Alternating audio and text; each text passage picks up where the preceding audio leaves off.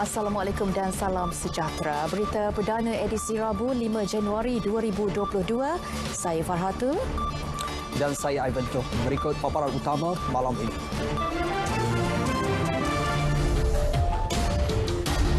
Jumlah korban banjir meningkat kepada 54 orang.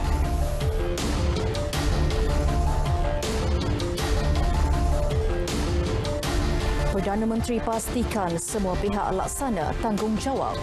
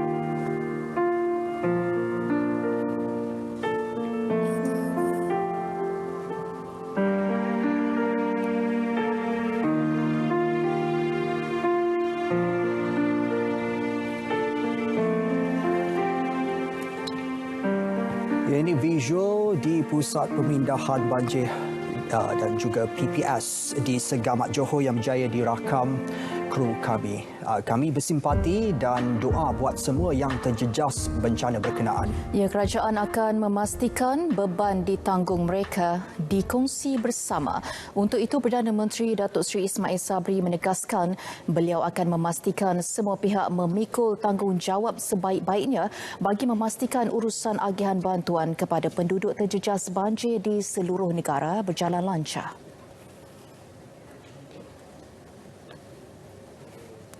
Perdana Menteri menerusi catatan di Facebook memaklumkan perkara itu dibangkitkan dalam mesyuarat Kabinet pertama tahun ini yang dipengerusikannya pagi tadi.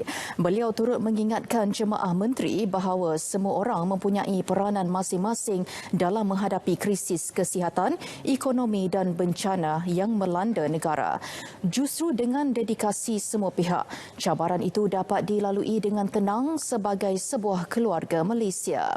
Selain isu terbabit, mesyuarat turut membincangkan isu pengurusan banjir dan penangguhan ibadah umrah. Dalam pada itu, 54 kematian akibat banjir direkodkan di seluruh negara setakat pukul 12.30 hari tadi. Manakala 2 individu dilaporkan masih hilang. Pengarah Jawatan Keselamatan Dalam Negeri dan Ketenteraman Awam KDNKA Bukit Aman Datuk Hazani Ghazali berkata, Selangor kekal mencatatkan angka korban tertinggi iaitu seramai 25, diikuti Pahang dengan 21 kematian.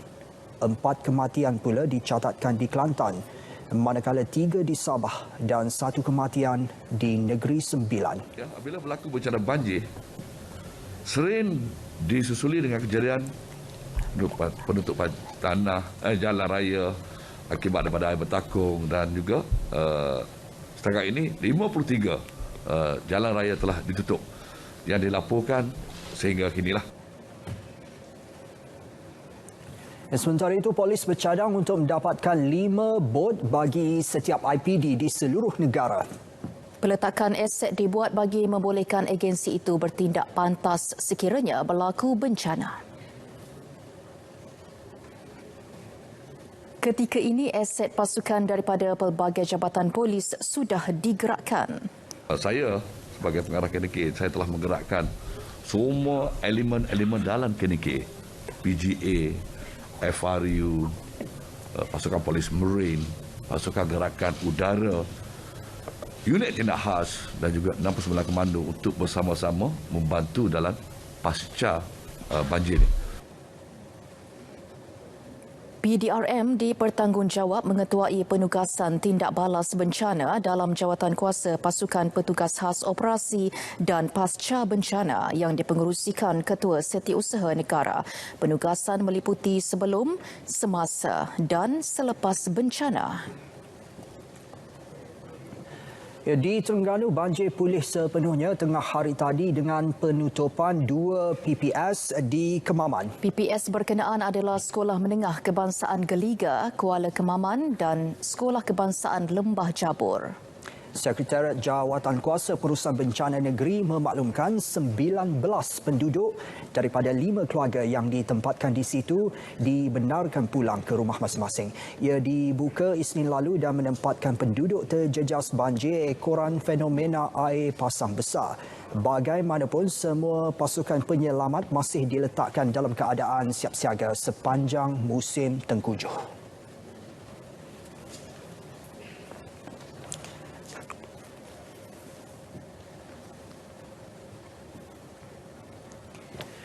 Manakala situasi banjir di Johor semakin pulih apabila 13 pusat pemindahan sementara PPS telah ditutup sejak awal pagi tadi dan cuaca cerah dilaporkan sepanjang hari juga membolehkan paras air banjir semakin surut. Ya, untuk perkembangan terkini langsung bersama Muhammad Ashraf Ishak yang kini berada di Segamat, iaitu daerah yang paling terjejas di Johor. Silakan Ashraf.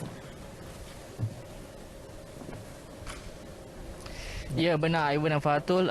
Situasi banjir di daerah ini semakin baik berbanding semalam dengan jumlah penduduk terjejas banjir sudah berkurang kepada 3,340 penduduk di 42 pusat pemindahan sementara PPS daerah ini setakat pukul 4 petang tadi. Dan keadaan ini didorong oleh perubahan cuaca yang baik dari awal pagi tadi. Dan sekarang ini saya berada di Balai Bomba dan Penyelamat Segamat yang menempatkan aset-aset bomba yang digunakan untuk menyelamatkan mangsa-mangsa yang terkandas di kawasan banjir dan juga untuk tujuan penyaluran bantuan di kawasan yang terputus hubungan dari jalan darat. Dan untuk kita bercerita lebih lanjut mengenai situasi banjir di daerah ini, bersama-sama saya ketika ini adalah Ketua Zon 4 Bomba Johor, Penguasa Bomba Rashidi Bayunas. Baik, terima kasih Tuan kerana sudi bersama kami. Mungkin pertamanya boleh Tuan kongsikan situasi banjir di daerah Segamat ini dan mungkin apa peranan pihak bomba yang pihak bomba lakukan sendiri dalam untuk kerja-kerja menyelamat sepanjang situasi banjir di daerah ini. Okay, terima kasih kepada pihak TM. Mengikut arahan MKN 20, bomba adalah timbalan komander, di mana komander adalah pihak polis.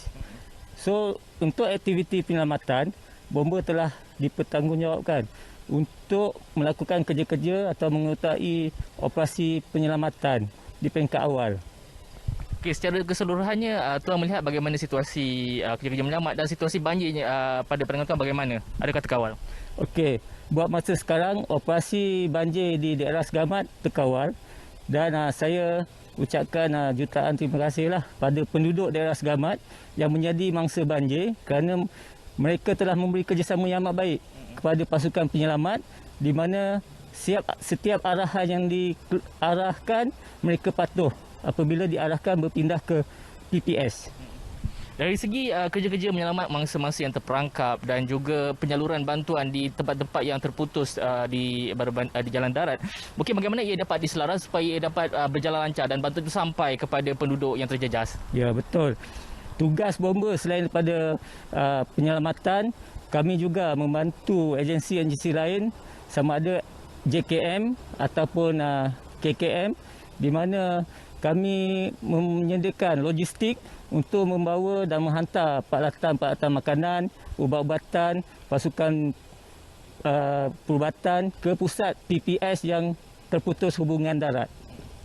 Okey, terakhir apa nasihat Tuan terutama kepada orang ramai dan juga mangsa-mangsa banjir yang ada yang kurang mengambil perhatian dari aspek keselamatan dengan bermain air dan memancing dan sebagainya. Mungkin nasihat Tuan kepada mereka. Okey, nasihat saya selaku pegawai bomba kepada semua penduduk terutamanya di daerah Segamat, sentiasa berwaspada. Janganlah main air, terutamanya membiarkan anak-anak. Ini bukannya satu pesta, ini adalah satu bencana alam. So sama-samalah kita hargai nyawa insan yang tersayang.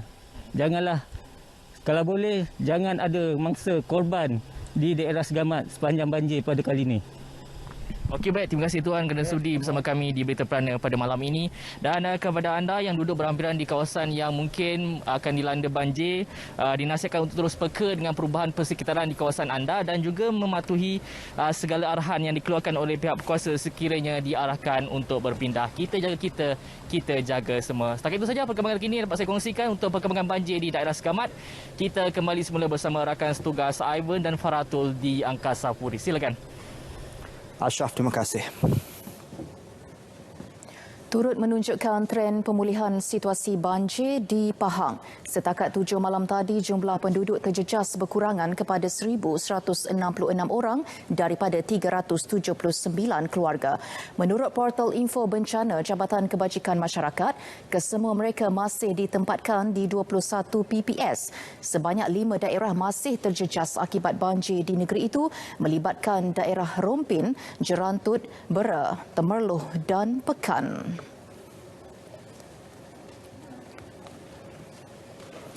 Sejumlah 9,542 penduduk terjejas banjir masih ditempatkan di 126 pusat pemindahan sementara sehingga pukul 7.30 malam ini. Mereka membabitkan penduduk dari 6 negeri yang dilanda banjir dan berikut statistik banjir terkini. Saksikan.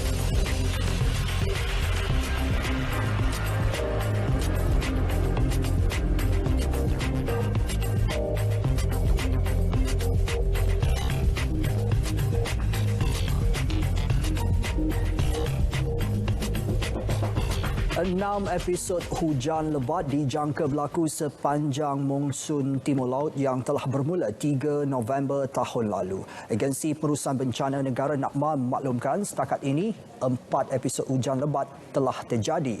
Berdasarkan ramalan cuaca signifikan, kawasan penumpuan dijangka berlaku di Sarawak mulai Ahad ini. Keadaan boleh menyebabkan peningkatan kelembapan yang berpotensi membawa hujan berterusan dan banjir di tengah dan barat negeri itu. Oleh itu, Pusat Kawalan Operasi Bencana Sarawak dan Sabah telah diarah bersiap siaga bagi menghadapi sebarang kemungkinan. Arahan turut merangkumi pengaktifan pos kawalan tempat kejadian. Jabatan Kebajikan Masyarakat turut diminta memastikan ketersediaan stok bekalan pengkalan hadapan. Selain Sabah dan Sarawak, ribut petir masih boleh berlaku di seluruh negara pada pagi dan petang sehingga malam. Tiada laporan kes penipuan sumbangan banjir diterima polis. Pihak berkuasa bagaimanapun sentiasa memantau aktiviti sumbangan di kendali pertubuhan bukan kerajaan dan sukarelawan. Tidak ada laporan polis yang kita terima. Dan kita akan terus memantau lah. Macam yang saya sebut tempoh hari, kita akan terus memantau lah mereka-mereka yang sekarang ini berlumba-lumba lah untuk membantu. Okay. Masa-masa banjir dan kita galakkanlah sebenarnya. Ya, kita galakkan NGO dan sebagainya untuk membuat bantuan kepada masa banjir ini. Cuma kita nak memastikan bahawa tidak ada mengambil kesempatan lah untuk menjadikan masalah banjir ini sebagai medium untuk menipu orang ramai lah. Bagi mengelak penipuan terjadi, orang ramai diminta sentiasa berhati-hati ketika membuat sumbangan.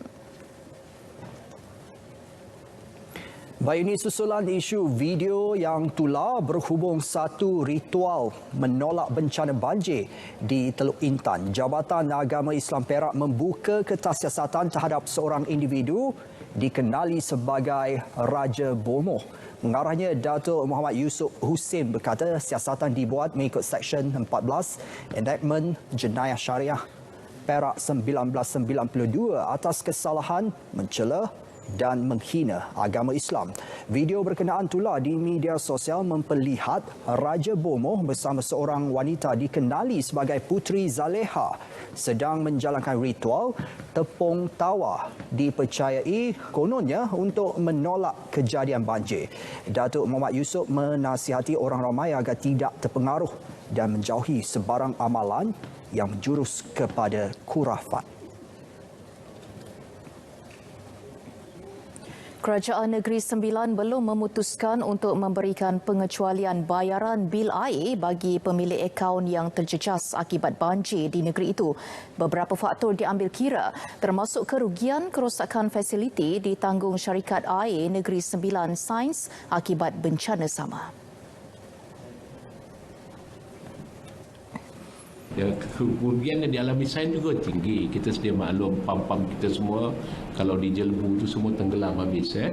Di pantai rosak, tak boleh pakai. Maksudnya sampai hari ini tak boleh beroperasi lagi. Itu cakap apabila kita nak kata pengecualian untuk Sains pun mengalami kerugian yang agak signifikan. Jadi saya harap bahawa masyarakat pun memahami. Dan kerana itu kerajaan negeri bantu. Jadi daripada bantuan tersebut sumbang bayar balik bil, tak ada masalah. Beliau yang juga pengerusi Sains memaklumkan penilaian jumlah kerosakan dialami pembekal air itu belum dimuktamadkan. RM100 juta diperuntukkan Kementerian Pertanian dan Industri Makanan bagi membantu pengusaha agro makanan, petani dan nelayan yang terjejas banjir. Dana bangkit semula keluarga agro itu diwujudkan bagi membolehkan golongan terlibat meneruskan kembali aktiviti mereka. Pada ketika ini kerajaan telah memperuntukkan sebanyak RM100 juta dalam tabung untuk bangkit semula yang meliputi sebanyak 50 juta tabung daripada PPSPA, iaitu program pembangunan semula agro makanan. Jadi kita berharap semoga sekurang-kurangnya kita dapat melihat petani, penternak serta nelayan kita akan terus dapat memulakan kembali perusahaan mereka supaya sektor agro makanan kita akan terus dapat terjamin pada masa akan datang. Kerugian mencecah RM67 juta direkodkan daripada 5,500 pengusaha agro makanan akibat banjir. Jumlah itu dijangka bertambah memandangkan masih ada kawasan dilanda banjir. Kerja pembersihan pasca banjir oleh sukarelawan daripada pelbagai agensi kerajaan terus dipergiat. Seperti biasa menerusi lensa keluarga Malaysia, kami rangkumkan aktiviti membantu keluarga dan individu terjejas banjir.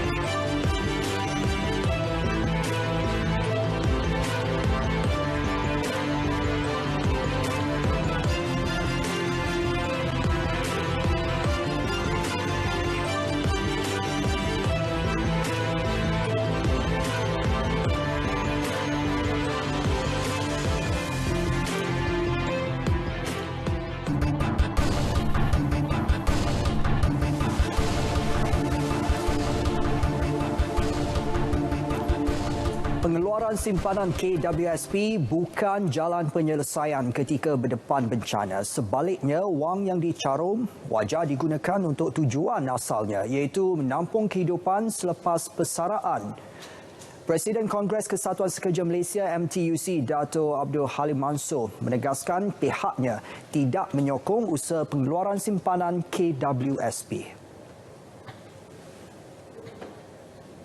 Kita harus faham bahawa apabila kita memberikan kebenaran, secara tidak langsung perkara ini akan dituntut, akan diminta, akan dimohon, dan di mana agaknya akan berhenti. Selepas bencana pandemik COVID-19, kita bertemu dengan bencana negara banjir. Dan selepas ini kita tidak tahu apa lagi, yang mana yang MTUC prihatin dan ingin menjelaskan bahawa kita khawatir iaitu pencarum-pencarum ini tidak ada simpanan yang cukup untuk menghadapi hari persaraan mereka. Beban keuangan yang ditanggung akibat banjir boleh dikurangkan menerusi inisiatif dan bantuan yang disediakan kerajaan. Ia perlu dilaksana secara bersasar dan mengikut keperluan serta tidak terhad kepada bantuan tunai. Turut sependapat beberapa pencarum yang kami temui, rata-rata mereka mahu simpanan dalam KWSP digunakan selepas bersara. Kita ikuti tinjauan wartawan di Lala Kadir.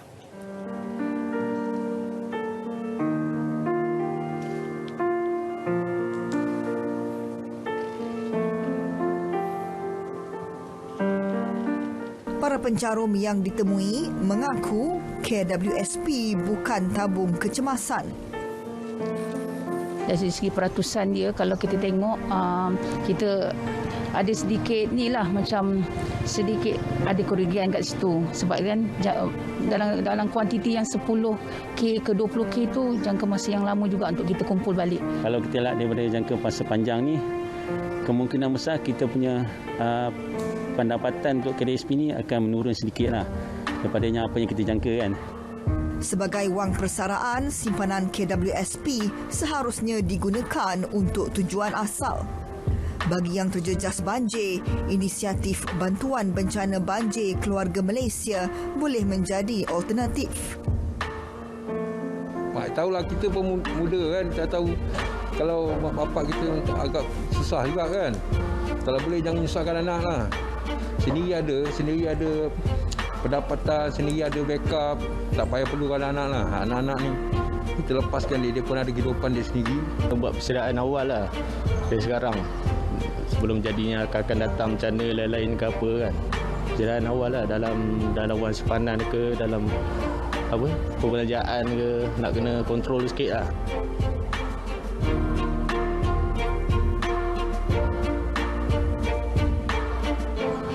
Simpanan hari tua tidak akan tercapai matlamatnya jika simpanan yang ada terus dikeluarkan. Jangan kerana penyelesaian sementara kita sengsara di hari tua. Adakah anak cucu kita nanti terpaksa menanggung kos kehidupan kita, sedangkan mereka seharusnya menikmati kehidupan yang mereka impikan? Lila Kadir, Berita RTM. Penambahbaikan sistem peparetan akan diberi keutamaan dalam projek perumahan sedia ada. Pengerusi Eksekutif LBS Bina Group Berhad Tan Sri Lim Hot San menjelaskan meskipun tiada projek perumahan milik pemaju itu dilanda banjir, namun inisiatif tersebut ditekankan sebagai langkah pencegahan. But for sure the property price will go up, can say today. Because the building material price had gone up, but not too much because we simply cannot go up so much. We increase prices of houses based on the construction price just to make sure that people can afford. LBS berhasrat melancarkan 14 projek sepanjang tahun ini bernilai 1.6 bilion ringgit dengan tumpuan utama diberi kepada perumahan mampu milik.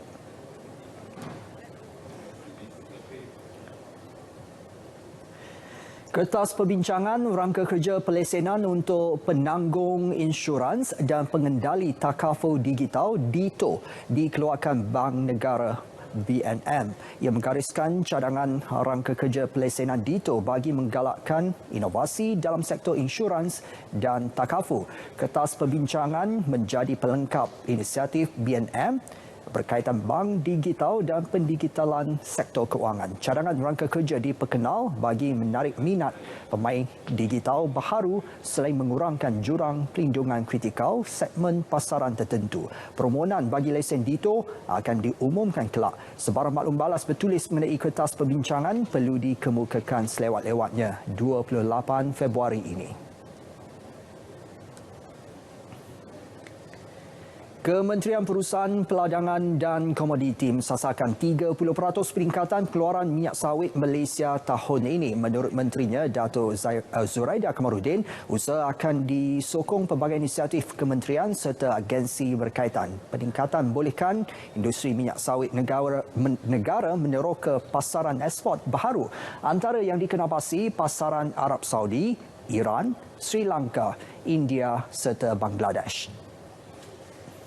Jadi di ada countries yang kita akan masuk untuk pastikan bahawa Malaysia continue terus mempertingkatkan market share kita dalam industri sawit ini, dalam ekspor sawit ini, dan ini bermakna bila kita berjaya untuk meningkatkan market share kita, meningkatkan produktiviti kita dan meningkatkan ekspor kita, ini akan membawa pendapatan kepada negara.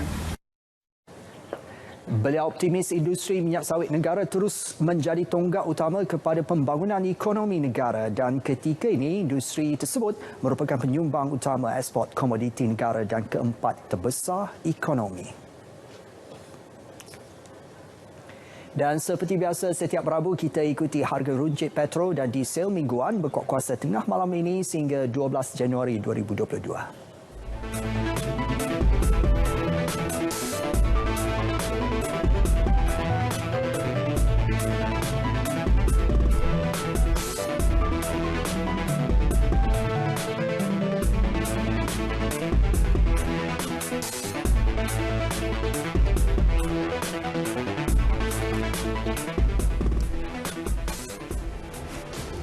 Baik, seperti biasa edisi Sukan selepas ini bersama Atar Hamzah. Silakan.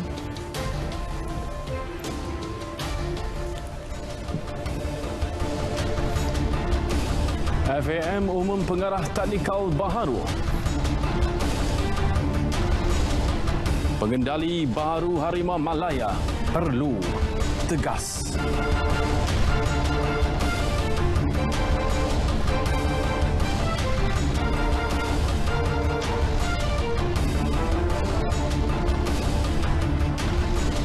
Assalamualaikum, terima kasih Ivan dan juga Farhalto.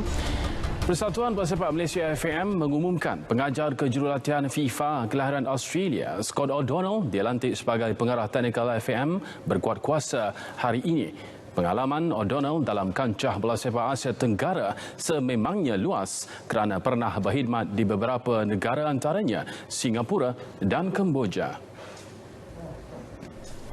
Menurut Setiausaha Agung FAM Muhammad Saifuddin Abu Bakar, O'Donnell merupakan calon yang tepat untuk jawatan tersebut memandangkan pengalaman luas selain kelayakan tinggi yang diiktiraf FIFA. He has the highest qualification in coaching, and he is also the coaching instructor under FIFA, and definitely he is familiar with the football in Asia.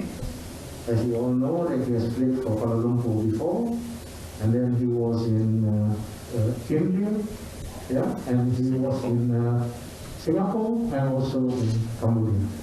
Selain pernah bermain bersama kelab Tampines Rovers, O'Donnell juga merupakan bekas pemain import Kuala Lumpur pada tahun 1994 hingga 1995. Beliau kemudian menjadi jurulatih Geylang United selain pernah memimpin skuad kebangsaan Kemboja pada tahun 2005 hingga 2010. Sementara itu, O'Donnell enggan terburu-buru memulakan tugas baharunya dalam membangunkan bola sepak negara. My job is to is to be doing all the things I've talked about: grassroots, youth development, coach education, women's football, futsal.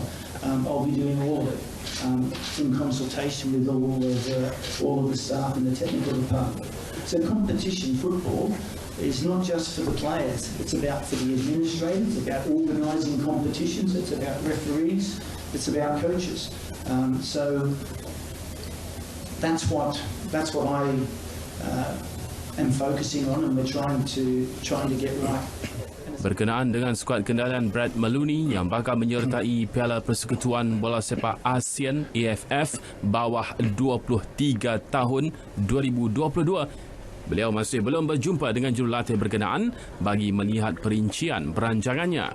Selain itu, O'Donnell juga akan menggerakkan semula kejohanan Piala Belia dan Presiden yang tertangguh selepas 2 tahun jika mendapat kebenaran daripada Majlis Keselamatan Negara MKN. Tambah beliau, kejohanan pembangunan peringkat remaja seperti Suparimau juga akan diteruskan. Susulan peletakan jawatan Ketua Jurulatih Harimau Malaya Tan Cheng Ho, pelbagai spekulasi mula timbul berhubung siapakah calon terbaik untuk mengendalikan skuad kebangsaan. Bagi Presiden Persatuan Jurulatih Bola Sepak Malaysia PJBM, B. Satyanathan, sesiapa pun yang bakal dipilih, individu itu haruslah memiliki pendirian yang kuat dan tidak mudah terpengaruh dengan campur tangan daripada pihak lain. Ketika ini, antara nama yang disebut-sebut mengisi kekosongan itu ialah jurulatih skuad bawah 23 tahun negara Brad Maloney, selain pengendali KL City FC Boyan Hodak. Prinsip seorang jurulatih ialah you die with your own ideas. Kalau you buat keputusan dan you gagal, you puas hati. Tetapi kalau you ikut cakap orang dan you gagal, orang tu tidak akan pikul tanggungjawab. Kita yang kena. So, biar kita kalah cara kita. Jangan kita ikut, lepas tu kita komplain. Tak boleh. Faham? So, seorang jurulatih kebangsaan ni mesti orang yang mental dia kuat. Dan dia akan buat keputusan. Itu je. Dan juga ambil pemain-pemain yang terbaik. Yang the best available player. Semua kena kerjasama lah.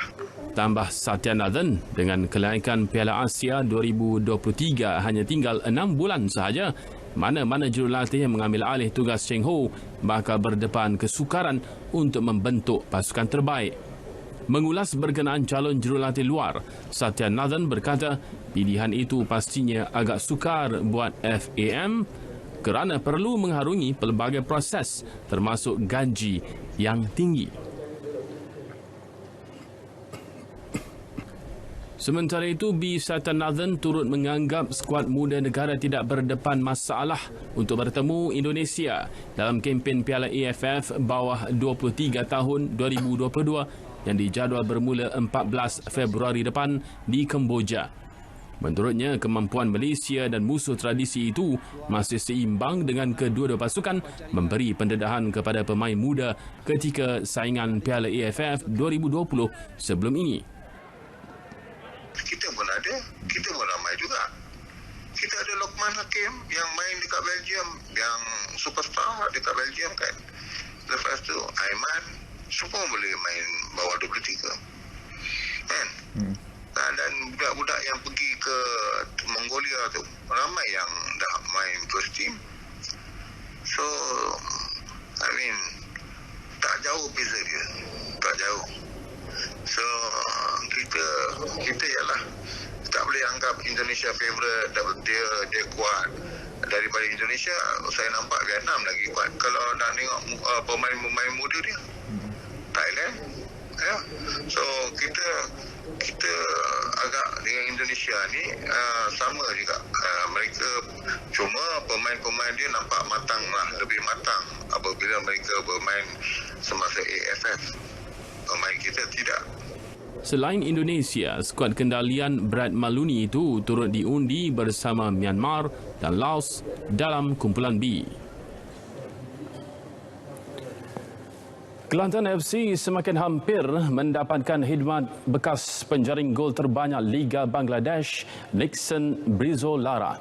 Khidmat penyerang import berusia 26 tahun kelahiran Brazil itu ditagih The Red Warriors dalam misi layak ke Liga Super musim depan. Pemilik kelab Norizam Tukiman berkata perbincangan serius kini sedang diadakan bersama pemain itu.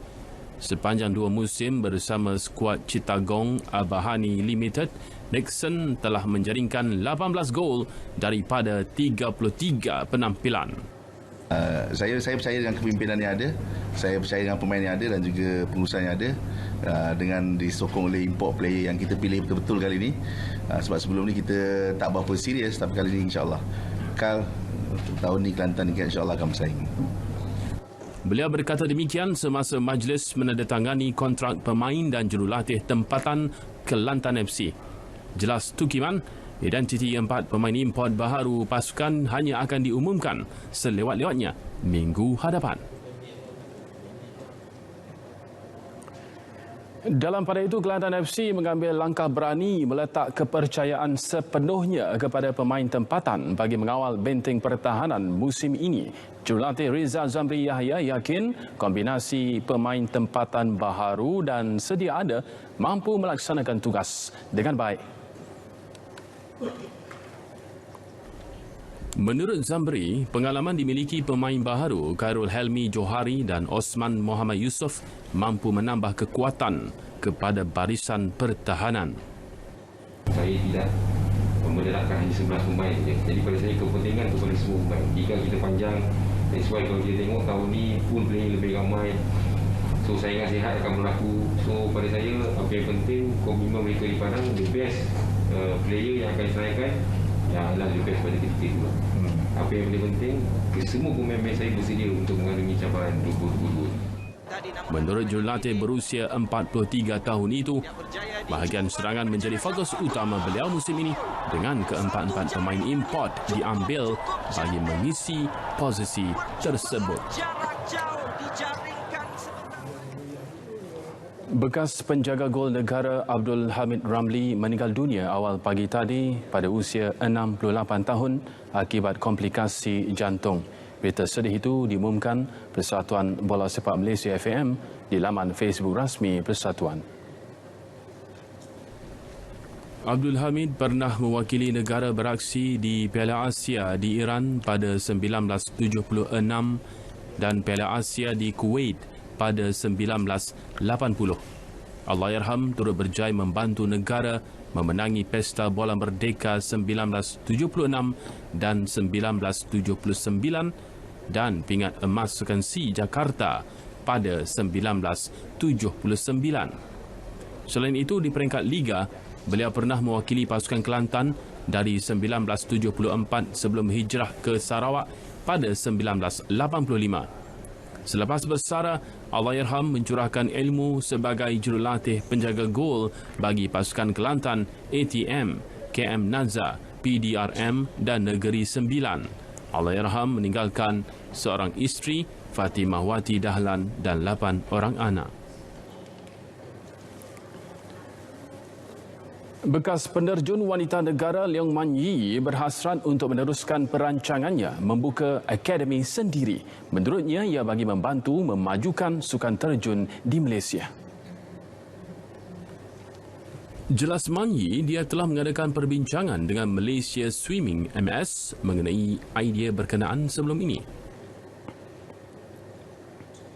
Because diving bukan sport yang senang nak join di Malaysia, and then diving is a very potential sport, and then sebelum Olimpik saya sudah ada macam discussion dengan Malaysia Swimming on how to memajukan diving in Malaysia, because diving is very potential but it's not easy to get involved in diving. Tambahnya, akademi tersebut diharap turut mendapat kerjasama Kementerian Belia dan Sukan. Lokasi pertama yang dirancang adalah di Bukit Jalil Jun ini, dan jika mendapat sambutan, akademi kedua akan dibangunkan di tempat kelahirannya, Ipoh, Perak. Dalam masa sama, Man Yi memaklumkan akan berkahwin dengan seorang bekas atlet berasal dari Johor pada Jun depan. Dia ditemui media di premis miliknya di Taman Kuchai di Jalan Klang Lama, Ibu Negara. Beralih ke sepak takraw, saingan Liga Sepak Takraw STL musim 2021-2022 menyaksikan pasukan Penang Black Panthers kembali dengan misi untuk merebut gelaran juara. Pasukan dari utara itu sebelum ini pernah dinobatkan sebagai juara saingan Premier 3 musim berturut-turut pada 2016, 2017 dan 2018. Justru bagi mengulangi kembali pencapaian tersebut, pengurus pasukan Muhammad Azli Ahmad Mahyudin berkata anak-anak buahnya akan terus menjalani latihan dengan gigih selain menanam motivasi tinggi dalam diri. Sebab peluang tu adalah setara. Jadi sebab saya tahu setiap pasukan dia akan buat yang terbaik. Sebab saya dengar pun preparation pasukan-pasukan yang lain pun tak kurang hebat juga. Jadi bagi kita tak kisah siapa saja lawan kita, bagi Penang Black Panthers kita akan melakukan setiap perlawanan tu yang terbaik. Kita akan buat benda tu macam final. Beliau berkata demikian selepas majlis menandatangani perjanjian penajaan di antara Persatuan Sepak Takraw Pulau Pinang Persenang dengan perniagaan Emas Anwar Sendirian Berhad serta pelancaran pasukan Penang Black Panthers di Seberang Jaya. STL musim 2021-2022 akan membuka tirainya di Stadium Titiwangsa Jumaat ini dan berakhir pada 26 Mac depan. Penjerang Chelsea Romelu Lukaku kembali menjalani latihan. Ini setelah namanya disenaraikan dalam skuad The Blues untuk aksi separuh akhir pertama Piala Liga Inggeris EFL menentang Tottenham Hotspur awal pagi esok. Lukaku sebelum ini diketepikan ketika Chelsea seri 2-2 dengan Liverpool minggu lalu selepas dikatakan tidak puas hati dengan sistem yang dipakai oleh pengurus Thomas Tuchel. Menurut Tuchel, penyerang Belgium itu telah mengeluarkan kenyataan tersebut tanpa sengaja dan sudah pun membuat permohonan maaf. Selain mengkritik sistem yang digunakan Tuchel, pemain berusia 28 tahun itu turut mendedahkan ingin kembali menyertai bekas kelabnya Inter Milan di Itali pada masa depan. Lukaku dibeli semula oleh Chelsea dari Inter hujung musim lalu dengan rekod perpindahan kelab 97.5 juta pound. Sementara itu, pada pertemuan dengan Spurs esok, pertahanan tengah Trevoh Chalobah terpaksa dilihatkan akibat kecederaan, manakala seorang lagi pertahanan Andreas Christensen dan penyerang Timo Werner pula masih belum cergas untuk diturunkan. Dalam pada itu, Liverpool telah mengemukakan permohonan kepada pihak Liga Bola Sepak Inggeris EFL supaya meminda tarikh perlawanan separuh akhir pertama menentang Arsenal yang sepatutnya berlangsung awal pagi Jumaat. Alasan yang diberikan ialah kerana peningkatan jumlah kes baharu COVID-19 dalam kelab berkenaan. Susulan krisis terbaru itu, Liverpool turut membatalkan sesi latihan mereka pada petang semalam. Sebelum ini, pengurus The Reds, Jurgen Klopp serta 3 pemain, Alisson Becker, Roberto Firmino dan Joel Matip disahkan positif COVID-19. Bulan lalu, Liverpool terpaksa melupakan khidmat Virgil van Dijk, Thiago Alcantara, Fabinho dan Curtis Jones akibat masalah yang sama.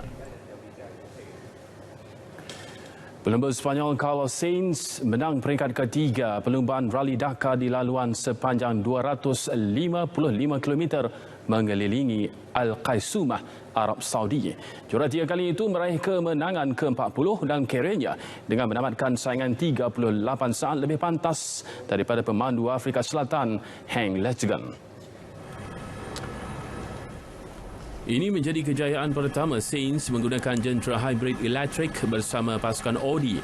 Sementara itu, pelumba Qatar Nasir Al-Attiyah masih mengukuhkan cengkaman sebagai pendahulu selepas pencabar utama Sebastian Loeb mengalami masalah pada jentera.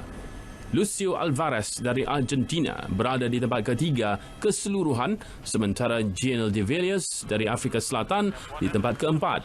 Sainz kini berada di kedudukan ke-7 keseluruhan, ketinggalan 2 jam 19 minit di belakang Al-Attiyah. Dalam kategori motosikal pelumba Britain, Sam Sunderland masih kekal sebagai pendahulu keseluruhan meskipun sekadar menamatkan perlumbaan di tempat ke-17. Perlumbaan dimenangi pelumba Portugis Joaquim Rodrigues yang merupakan kemenangan pertamanya dalam acara endurance. Edisi Sukan 5 Januari 2022 berakhir di sini. Saya Muhammad Akhtar Haji Hamzah. Assalamualaikum. InsyaAllah kita jumpa lagi.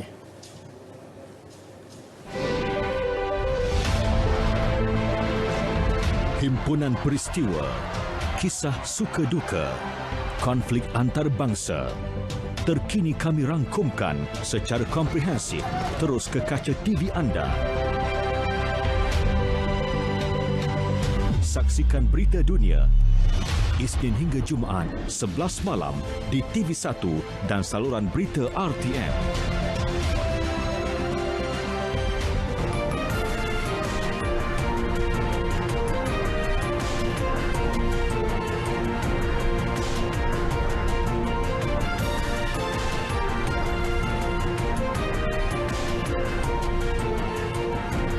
Jepun akan terus berusaha mengukuhkan hubungan dengan Malaysia bersempena ulang tahun ke-40 Dasar Pandang ke Timur LEP tahun ini. Timbalan Ketua Misi Kedutaan Jepun di Malaysia, Araki Kanami berkata, kerjasama akan diteruskan sepanjang tahun ini bagi meraihkan pencapaian hubungan dua hala kedua-dua negara. Tumpuan juga akan diberikan dalam mengeratkan lagi hubungan dua hala untuk tempoh 40 tahun akan datang.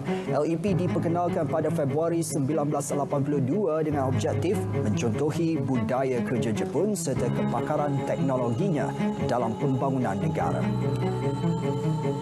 10 termasuk seorang individu berpangkat datuk ditahan kerana disyaki terlibat penipuan pelaburan forex. Sindiket dipercayai terlibat sekurang-kurangnya 23 kes penipuan berjumlah lebih 2 juta ringgit. Sindiket ditumpaskan Sabtu lalu dalam beberapa operasi di Perak, Selangor, Kuala Lumpur, Melaka dan Johor. Turut dirampas beberapa kenderaan mewah, jam tangan pelbagai jenama, 5 jongkong emas dan wang tunai. Sindiket dipercayai telah beroperasi sejak 2018. Sindiket ini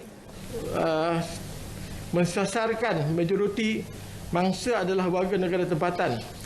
Jadi mereka mempromosikan pelaburan ini berasaskan forex. Kadar pulangan yang dijanjikan adalah dalam bentuk mingguan di antara 12% hingga 14% daripada jumlah modal yang dilaburkan.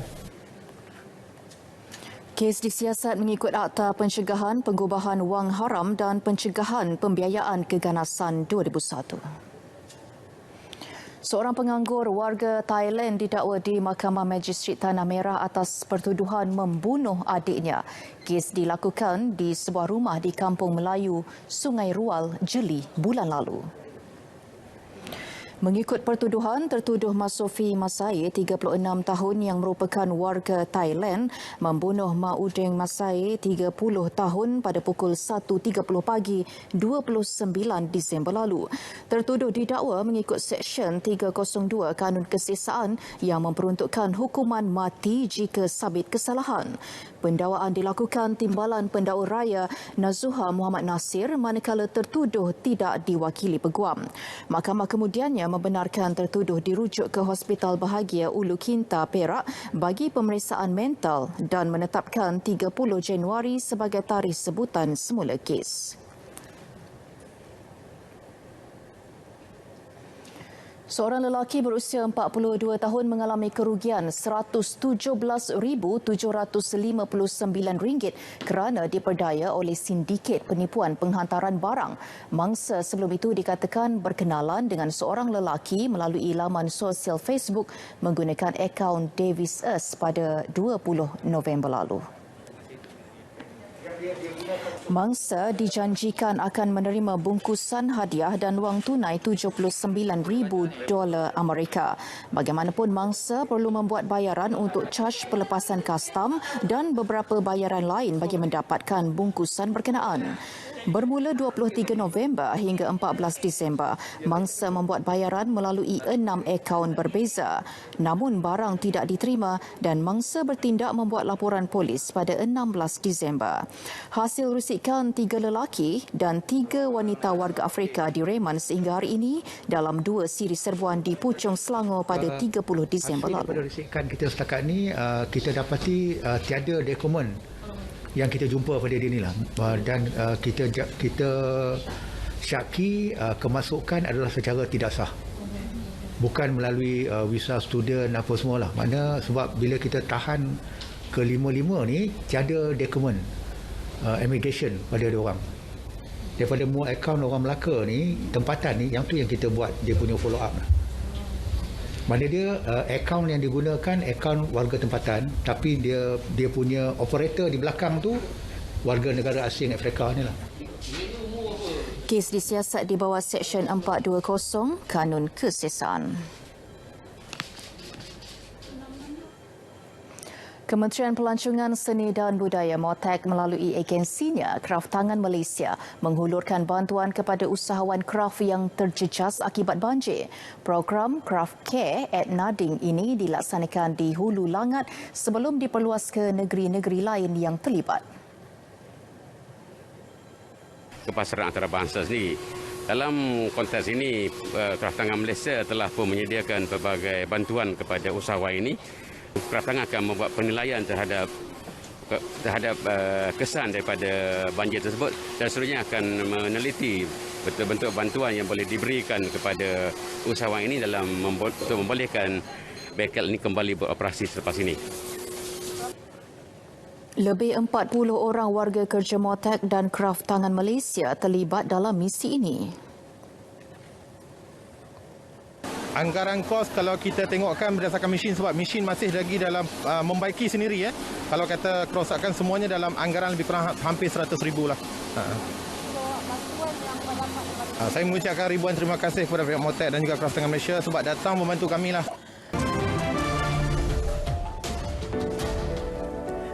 Baru-baru ini kecoh di Twitter mengenai fenomena langit terbelah yang berlaku di Jepun. Menyaksikan sekumpulan awan terhenti secara lurus pada satu ruang di langit. Ramai warganet Jepun turut berkongsi gambar fenomena tersebut yang boleh dilihat di banyak tempat. Antara yang menyifatkannya sebagai awan gempa bumi atau Jinshingumo. Bagaimanapun, Jinshingumo hanya sekadar mitos rakyat tempatan. Seorang juru solek di India berjaya memuka warganet dengan kemahiran dan bakatnya yang mampu mengubah wajah menjadi selebriti menerusi teknik solekan. Menerusi video yang tular ini, Dikshita mengubah wajahnya menjadi bintang Bollywood Shah Rukh Khan. Seorang guru dari Amerika Syarikat secara sukarela mengkuarantinkan dirinya di dalam tandas pesawat selama kira-kira 5 jam selepas mendapati dirinya positif COVID-19. Marisa Fortio yang dalam perjalanan ke Chicago dari Iceland membuat ujian kendiri COVID-19 selepas merasa tekaknya sakit. Takut menjangkiti lebih 150 penumpang pesawat itu, Fortio membuat keputusan mengurungkan dirinya dalam tandas pesawat.